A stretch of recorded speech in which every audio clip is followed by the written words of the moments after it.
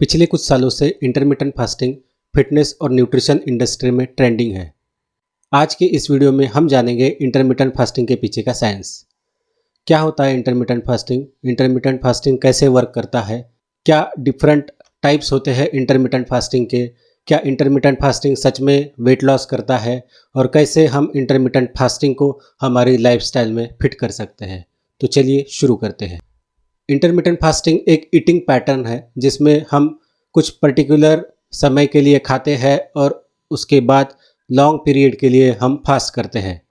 Intermittent fasting एक time restricted diet है जिसमें हम कुछ पर्टिकुलर समय तक खाते हैं और उसके बाद फास्ट करते हैं। तो ये ईट फास्ट ईट का साइकिल चलते रहता है। बाकी कैलोरी रिस्ट्रिक्टेड डाइट प्लान्स की तरह इंटरमिटेंट फास्टिंग हमें ये नहीं बताता कि हमें क्या खाना है, बल्कि हमें ये बताता है कि हमें कब खाना है। इंटरमिटेंट फास्टिंग के डिफरेंट टाइप्स है, जिसमें फर्स्ट नंबर पे आता है 5:2 डाइट, जिसमें हम 5 दिन के लिए नॉर्मली खाना खाते हैं और 2 नॉन कॉन्जिक्यूटिव डेज पे हम कैलोरी इनटेक को कम कर देते हैं। अराउंड 500 to 600 कैलोरीज हम उन 2 दिनों में खाते हैं।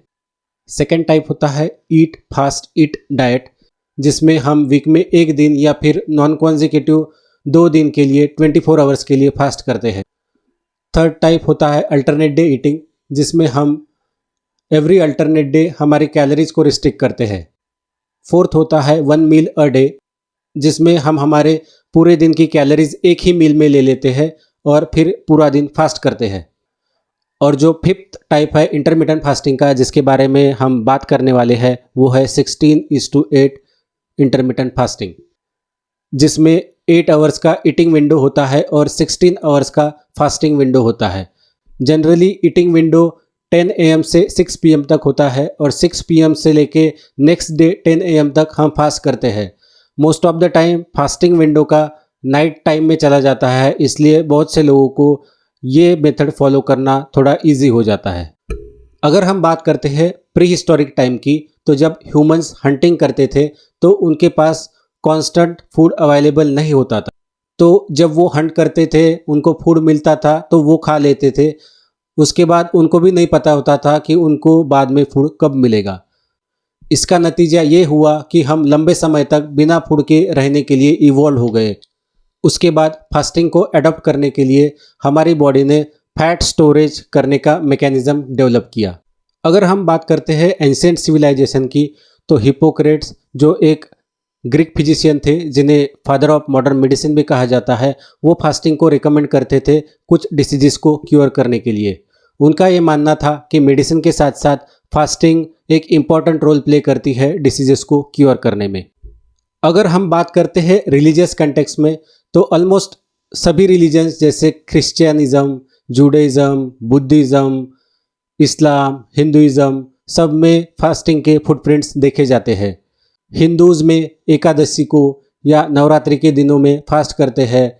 इस्लाम में रमज़ान के महीने में सनराइज से लेके सनसेट तक फास्ट करते हैं।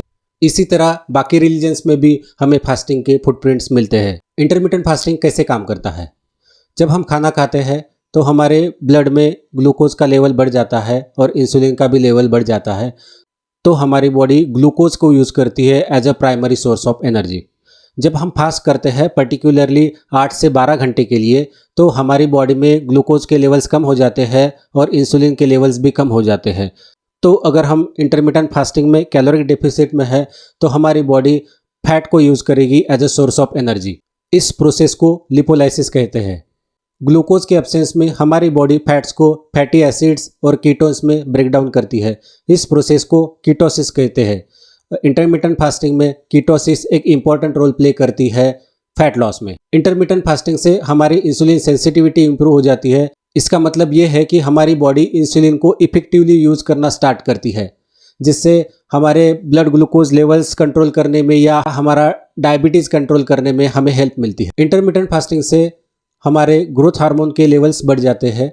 ग्रोथ हार्मोन हमारा मसल मास प्रिजर्व करने में और हमारे फैट के मेटाबॉलिज्म में एक इम्पॉर्टेंट रोल प्ले करता है। इंटरमिटेंट फास्टिंग के वेट लॉस के साथ साथ और बहुत सारे हेल्थ बेनिफिट्स देखे गए हैं, जैसे इंटरमिटेंट फास्टिंग हमारी ब्रेन डेवलपमेंट में एक इम्पॉर्टेंट रोल प्ले करता है। इंटरमिटेंट फास्टिंग हमारे ब्रेन में ब्रेन डिराइव्ड न्यूरोट्रॉपिक फैक्टर का प्रोडक्शन इंक्रीज करता है, जो एक प्रोटीन होता है। BDNF न्यूरॉन्स के ग्रोथ में और हमारी ब्रेन हेल्थ इंप्रूव करने में एक इम्पॉर्टेंट रोल प्ले करता है। इंटरमिटेंट फास्टिंग ऑटोफेजी प्रोसेस को एक्टिवेट करता है। ऑटोफेजी ये एक प्रोसेस है जिसमें जो ओल्ड सेल्स होते हैं या फिर जो डेड सेल्स होते हैं उनको बॉडी क्लीन करती है, जिससे हमारी ओवरऑल सेलुलर हेल्थ इंप्रूव होती है। इंटरमिटेंट फास्टिंग की most of the studies lower animals जैसे रैट्स में हुई है। बहुत से क्लेम्स जो इंटरमिटेंट फास्टिंग के रिगार्डिंग किए जाते हैं वो अभी तक ह्यूमंस में प्रूवन नहीं है। जैसे कि कुछ प्रीवियस स्टडीज़ में ये देखा गया था कि इंटरमिटेंट फास्टिंग हमारे हार्ट हेल्थ को इम्प्रूव करता है, हमारे कोलेस्ट्रॉल का लेवल, हमारे ब्लड प्रेशर का लेवल, हमारे इन्फ्लामेटरी मार्कर का लेवल्स कम कर देते हैं और जिससे हमारे ओवरऑल हार्ट हेल्थ को इम्प्रूव करता है।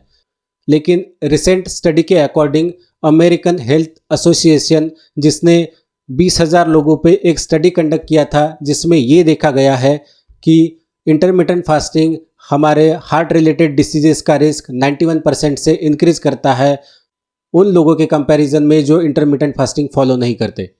उस स्टडी में ये भी देखा गया है कि इंटरमिटेंट फास्टिंग हमें कैंसर से प्रोटेक्ट नहीं करता। इनफैक्ट कैंसर पेशेंट्स जो इंटरमिटेंट फास्टिंग फॉलो करते हैं या फिर वो कैंसर पेशेंट जो रिस्ट्रिक्टेड डाइट प्लान्स फॉलो करते हैं, उनमें डेथ का रिस्क ज़्यादा होता है उन पेशेंट्स से जो इंटरमिटेंट फास्टिंग को फॉलो नहीं करते। जैसे कि मैंने पहले कहा था, इंटरमिटेंट फास्टिंग की most of the studies lower animals पे हुई है। तो इंटरमिटेंट फास्टिंग के बारे में और जानने के लिए हमें ह्यूमंस में और ज़्यादा रिसर्च करने की ज़रूरत है, ये जानने के लिए कि सच में जो मेटाबॉलिक और बिहेवियरल चेंजेस होते हैं इंटरमिटेंट फास्टिंग से वो सस्टेनेबल है या नहीं। इंटरमिटेंट फास्टिंग कैसे शुरू करें? आपकी फास्टिंग विंडो को आपके कन्वीनियंस के हिसाब से आपको चूज़ करना है। इनिशियली 12 आवर्स का विंडो आप सिलेक्ट कर सकते हैं और जैसे जैसे आपकी बॉडी फास्टिंग को एडप्ट करती है वैसे वैसे आप आपका फास्टिंग विंडो इंक्रीज कर सकते हैं। फास्टिंग विंडो में कोशिश करिए कि ज़्यादा से ज़्यादा हाइड्रेट करते रहिए खुद की बॉडी को।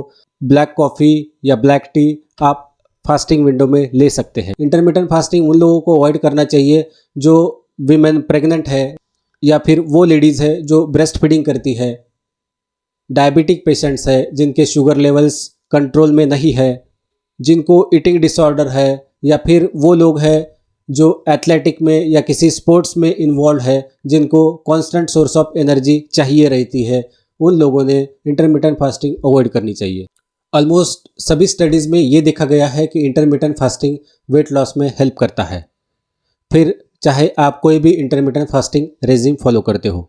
सो इंटरमिटेंट फास्टिंग हमें वेट लॉस में डेफिनेटली हेल्प करता है और उसके कुछ हेल्थ बेनिफिट्स भी है और कुछ एडवर्स हेल्थ इफ़ेक्ट्स भी है। लेकिन क्या इंटरमिटेंट फास्टिंग हमें हमारे रूटीन में इनकॉर्पोरेट करना चाहिए?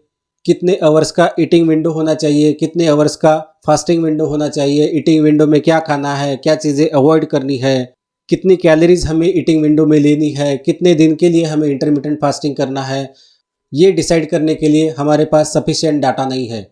और जैसे मैंने पहले कहा था कि मोस्ट ऑफ द स्टडीज जो इंटरमिटेंट फास्टिंग पे हुई है वो लोअर एनिमल्स पे हुई है। तो जो भी क्लेम्स इंटरमिटेंट फास्टिंग के बारे में किए जाते हैं उनको सपोर्ट करने के लिए हमारे पास ह्यूमंस के रिसर्च के रिलेटेड सफिशिएंट डाटा नहीं है और उसके बारे में और रिसर्च की हमें ज़रूरत है। So what is my take on intermittent fasting? देखिए, इंटरमिटेंट फास्टिंग एक यूज़फुल टूल है वेट लॉस करने के लिए। लेकिन अगर हम रिसेंट स्टडीज़ की बात करते हैं तो अगर हमारा ईटिंग विंडो 8 आवर्स से कम होता है तो हमारे कार्डियोवास्कुलर रिलेटेड डिसीजेस की या कार्डियोवास्कुलर रिलेटेड डेथ्स की रिस्क बढ़ जाती है। हमारे सभी प्रॉब्लम्स जैसे weight gain, insulin resistance, diabetes, blood pressure, इन सब के लिए सिर्फ इंटरमिटेंट फास्टिंग ये एक सोल्यूशन नहीं हो सकता। इन सब प्रॉब्लम्स को फेस करने के लिए इंटरमिटेंट फास्टिंग के साथ हमें और कुछ चीज़ें हमारे लाइफस्टाइल में इनकॉर्पोरेट करना ज़रूरी होती है, जैसे कार्डियोवास्कुलर एक्टिविटीज़ और रेजिस्टेंस ट्रेनिंग को हमारे फिटनेस रूटीन में इनकॉर्पोरेट करना चाहिए। साथ ही साथ हमारे स्ट्रेस लेवल्स कम करने चाहिए और स्लीप को इक्वली इम्पोर्टेंस देना चाहिए।